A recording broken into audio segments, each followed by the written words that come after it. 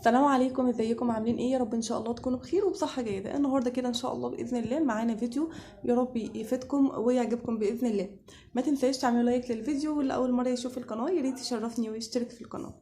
النهارده كده هنقول على معلومه حلوه جدا ممكن نفادي الاجهزه الكهربائيه بتاعتنا ان هي تبوظ او لا قدر الله تتحرق او يبقى فيه تاثير على الموتور بتاع الديب فريزر او التلاجة او الغساله. باللي احنا هنقوله النهارده ده.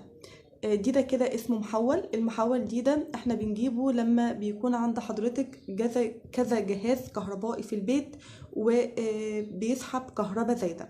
فاحنا بنجيب المحول ده علشان لما بيبقى فيه اجهزه كهربائيه كتيره في البيت بتشد كهرباء كتيرة، ده ممكن يأثر على الجهاز اللي عندك أو الأجهزة اللي بتشد الكهرباء كتيرة دي. فاحنا عشان كده بنجيب المحول ده. المحول ده بيظبط الكهرباء، بيخلي المعدل متوازن بين الأجهزة اللي عند حضرتك في البيت.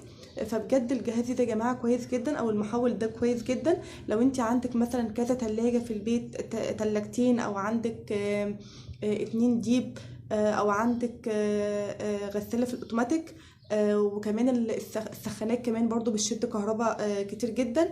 فاحنا الجهاز ده المحول ده بتجيبيه وبيبقى ليه استخدام معين.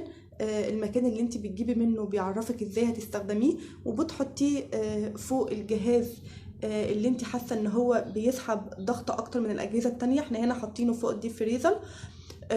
فبجد حلو جدا وبيوفر الكهرباء كويس جدا على فكره. يا رب يبقى الفيديو عجبكم وافادكم. ما تنساش تحطوا لايك للفيديو. شكرا جدا وجزاكم الله خير على حسن المشاهده، والسلام عليكم ورحمه الله وبركاته.